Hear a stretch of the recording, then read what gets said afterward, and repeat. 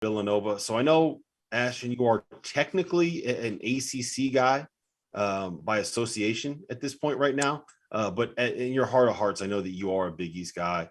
So we're going to go to you first and foremost. About Villanova, what would you do? What would you give them? How can you change them? How can you make this program great again? So keeping guys in front defensively, I think one-on-one, they get driven by left and right, honestly, on the defensive end.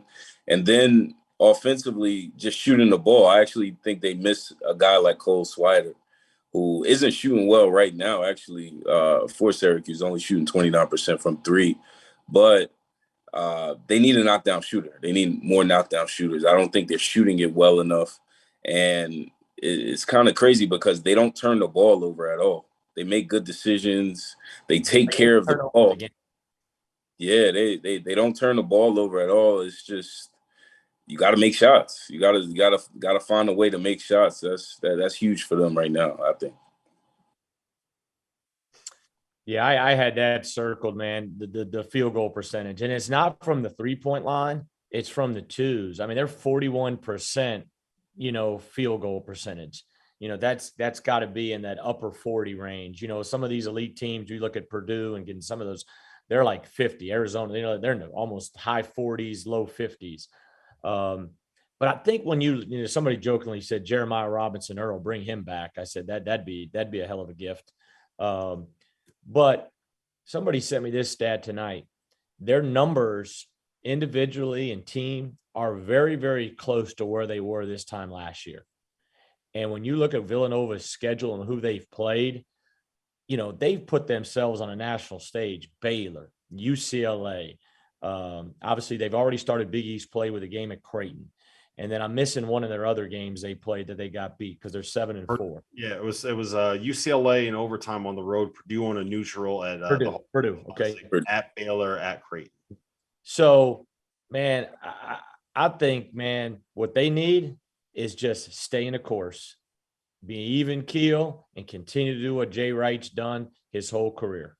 Just stay the course, do what they do, and man, they get into this Big East fold. They understand those teams, how to play, and they'll figure themselves out. Obviously, the Xavier game being at home, if they want a chance to win the league after getting beat by Creighton, they got to take care of business against Xavier, though. Yeah, that is a huge, huge game in the Big East tomorrow. A chance for Xavier to kind of assert their dominance. Some people think they might be the best team in the conference at this point. I don't know if that's true.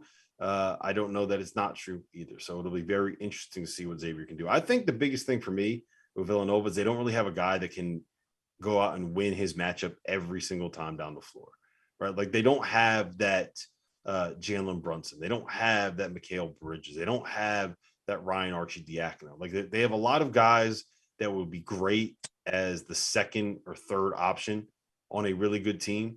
I just don't know if they have that superstar, which, Jeremiah Robinson Earl by the end of last season, he kind of was. So that's just my biggest thing with them is so much of what they do is like the read and react stuff where you get one person to get that paint touch and they come to that jump stop and they pivot around and you kick it out, you draw two, drive, draw two, all of a sudden you got a wide open three.